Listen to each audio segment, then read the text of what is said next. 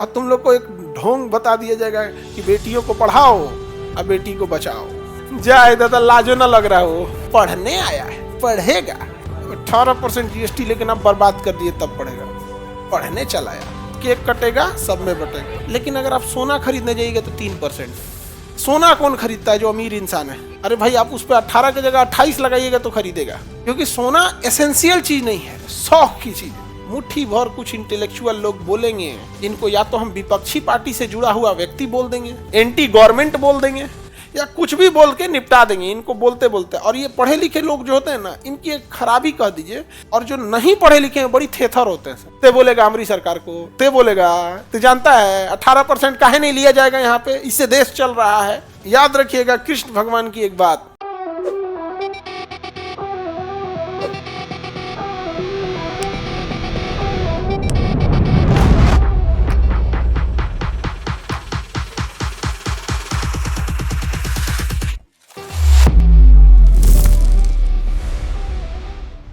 अब जीएसटी में क्या है ना कि स्टेट गवर्नमेंट भी इन्वॉल्व होती है, क्योंकि स्टेट गवर्नमेंट को अपने बहुत सारे टैक्स खत्म करने पड़े। जैसे वैट खत्म करना पड़ा, value added tax, service tax, ये सबको क्या करना पड़ा? खत्म करना। सीधे क्या लाना पड़ा? जीएसटी। सीधे जीएसटी लाना पड़ा। अब जैसे सपोज कीजिए कि आपकी फीस 100 रुपये, आपकी फीस कितने रुपए? 100 रुपये। तो यहाँ पे आएगा जीएसटी। क्या आएगा? जीएसटी 18%। कितना परसेंट? 18%। अभी दोनों मिल के बांटेगा। कहेगा वो पढ़ने आया है ना, पढ़ने आया है। एक काम करो, स्टेट गवर्नमेंट अपना लाएगी एसजीएसटी और सेंट्रल गवर्नमेंट अपना लाएगा सीजीएसटी। कहेगा 18% लेना है ना, मिल बांट के बांट लेते हैं। 9% हम ले लेते हैं, 9% तुम ले लो। यहाँ पर केक कटेगा, सब में बटेगा। 18% हो गया। पढ़ने आया है, पढ़ेगा यहाँ पे। 18% जीएसटी लेकिन आप बर्बाद कर दिए, तब पढ़ेगा। पढ़ने चला आया। आप अगर पढ़िएगा ना तो आपको कितना टैक्स देना है? लेकिन अगर आप सोना खरीदने जाइएगा तो 3%, हीरा सोना खरीदने जाइएगा 3%। अब आप बताओ, सोना कौन खरीदता है? जो अमीर इंसान है। अरे भाई, आप उस पर 18 की जगह 28 लगाइएगा तो खरीदेगा, क्योंकि सोना एसेंशियल चीज नहीं है, शौक की चीज है। अब देखिएगा किसी के अब शादी ब्याह में हीरे पहन के घूम रहे हैं, भाई पैसा है, पहन रहा है, उस पर लगाओ ना भाई जीएसटी। उस पर कितना लगाया है? 3%। आप पढ़िएगा 18%। याद रखिएगा कृष्ण भगवान की एक बात, इस धरती को असुर यानी राक्षसों से ज्यादा नुकसान महात्माओं के मौन धारण ने पहुंचा दिया क्षति। इस धरती को या समाज को बुरे लोगों से उतना क्षति नहीं पहुंचाया जितना अच्छे लोगों ने चुप रह के पहुंचा दिया। कोई आवाज उठाने वाला नहीं है, कोई नहीं। तो जो ऊपर बैठे नीति निर्माता है ना, वो कहना क्या है, मुट्ठी भर कुछ इंटेलेक्चुअल लोग बोलेंगे, इनको या तो हम विपक्षी पार्टी से जुड़ा हुआ व्यक्ति बोल देंगे, या फिर इनको हम एंटी गवर्नमेंट बोल देंगे, या कुछ भी बोल के निपटा देंगे इनको बोलते बोलते। और ये पढ़े लिखे लोग जो होते हैं ना, इनकी एक खराबी कह दीजिए कि अगर कोई इनकी बात नहीं सुनता है तो ये चुप हो जाते हैं। और जो नहीं पढ़े लिखे हैं बड़ी थेथर होते हैं। ते बोलेगा हमारी सरकार को, ते बोलेगा, ते जानता है 18% काहे नहीं लिया जाएगा यहाँ पे, इससे देश चल रहा है। अरे भाई, 18 की जगह 3 इसको कर दो, 18 इसको कर दो, देश का ऐसे ही रुक जाएगा क्या? भारत एक विचारधारा है। जब विदेश से आए सब आक्रमणकारी, चाहे वो अब इतिहास उठा के देख लीजिए, जब सिकंदर के आक्रमण से लेके और अंग्रेजों के आक्रमण तक किसने प्रयास नहीं किया भारत को कुचल देने की? भारत एक विचारधारा है। अब किसी की विचारधारा कभी नहीं खत्म कर सकते। गांधी एक विचारधारा थे, मार तो दिए गांधी को, गांधी खत्म हो गए नहीं। तो ये तो बवाल चीज है भाई, बिना मतलब का। और तुम लोग को एक ढोंग बता दिया जाएगा कि बेटियों को पढ़ाओ और बेटी को बचाओ। वाह जाए दादा, लाजो ना लग रहा हो। अरे लाज लगना चाहिए हो। एगो हमारे देहात में कहावत कहा जाता है कि डायन भी 10 घर छोड़ देती है, डायन भी 10 घर बकस देती है। अपने आस पड़ोस में डायन ब्लैक मैजिक काला जादू नहीं करती है।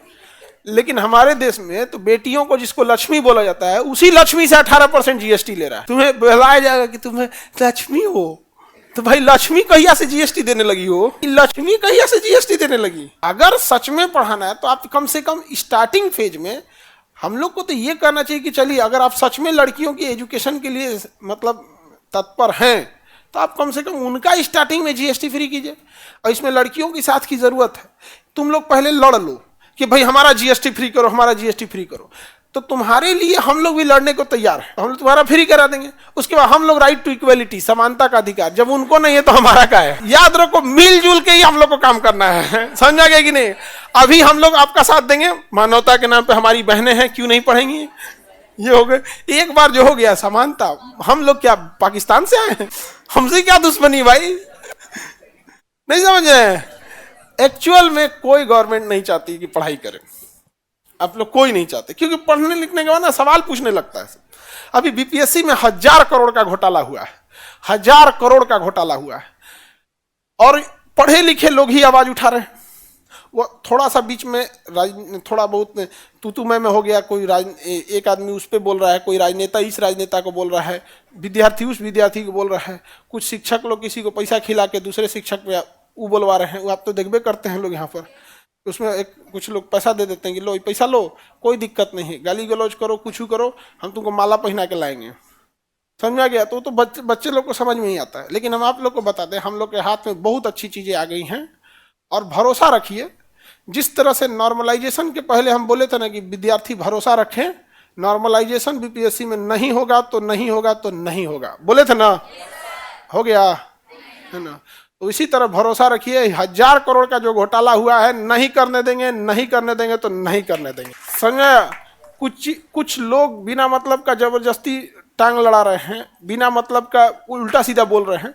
अभी समय उनके जवाब देने का नहीं है, अभी समय है उन मजलूमों का जिनका हक मारा गया है, उनसे वहां पे इस लेवल का घोटाला चल रहा है कि एक बार ऐसा हुआ कि आप लोग को हम क्या बताएं, उस महिला का तो नाम नहीं ले सकते क्योंकि एसडीएम के पोस्ट पे है, वो घोटाले से ना उसको पास कर दिया गया, उसका नंबर इतना ज्यादा आ गया ना कि अंदर बैठे लोग इस बात के लिए चकित हो गए कि ये टॉप करेगी, ये टॉप करेगी। तो भाई साहब, इससे मीडिया वाला तो पक्का सवाल पूछेगा, है नहीं जवाब देने लायक, तो उसको जान नहीं, इंटर की बात नहीं कर रहे हैं, बीपीएससी की बात कर रहे हैं, बीपीएससी की बात कर रहे हैं। वो तो इंटर में तो ऐसे खुलेआम होता है, वो तो अलग बात है, वो तो प्रोडिकल साइंस बोल रही थी वहां पे, हम ये बीपीएससी की बात कर रहे हैं। बीपीएससी में उसको जानबूझ के उसको 10 रैंक नीचे फेंका गया कि भाई इसको रैंक ढकेल दो पीछे, समझ में गया। ताकि उन्हें पता था कि 10 के बाद जो उनको पता है कौन जो जेन्युइन छात्र है, उन जेन्युइन को जानबूझ के आगे किया गया कि मीडिया इनसे सवाल पूछेगी, ये बता सकता है, तो पूरा ढकलेल है, और टॉप कर गई थी, समझ गया। तो हम लोग के से क्या हो रहा है कि ऐसा नहीं है कि बीपीएससी में केवल रवि परमार मनु भाई जी के पास जो विवाद चल रहा है, या उनके वो तो जाएंगे, पद से जाएंगे, गलत आदमी को नोटिस थमाए थे, वो गलत आदमी को नोटिस थमाए थे, वो नहीं समझ में आ गया, मोए मोए हो गया उनका। ये लेसन भी है, यहाँ पे नहीं टच करना चाहिए था उनको। अब ऐसा थोड़ा है कि आदमी चुप है तो शांत है, नहीं समझे, तो वो तो जाएंगे। लेकिन उनके नीचे बहुत बड़ी धांधली हो रही है, पूरी चेन बनी हुई है, उनके नीचे चेन बनी हुई है एक बहुत बड़ी धांधली की। ये बात पहले क्या था कि ये छोटे पैमाने पे होता था, लेकिन इस बार इतना बड़े पैमाने पे हुआ कि बवाल हुआ। और जो बच्चे री एग्जाम के लिए चाहते हैं, इशारा समझना बाबू मेरा कि आपको मायूस होने की जरूरत नहीं है, अभी हम लोग हैं। अब बस कुछ चीजें होती है जो पहले जरूरत से पहले नहीं बोलनी चाहिए, तो जैसे बोला गया था वैसे होगा। हमारा ऊपर कह रहा सबकी नॉर्मलाइजेशन यही लगाए थे, नट्टी पे चढ़ के हम कैंसिल करा दिए, ले खोपड़िया पे चढ़ के, तो अब उन लोग का मोह मोह हो गया कि यार आदमी को तो कुछ बोल ही नहीं सकते, लेकिन पैसा खाया है तो बोलेगा ही बोलेगा। आगे बढ़े तो जीएसटी समझ में आ गया। अब जीएसटी में राज्य प्रभावित थे या नहीं थे, तो जब राज्य प्रभावित होंगे तो नियम है कि राज्य से भी परमिशन ली जाएगी, और यह संशोधन चला गया 2/3 प्लस आधे से अधिक राज्यों की सहमति वाले पे। तो 2/3 से तो सरकार ने पास कर दिया, आधे से अधिक राज्यों की परमिशन चाहिए। तो कौन सा राज्य ने सबसे पहले दिया था? असम ने दिया था।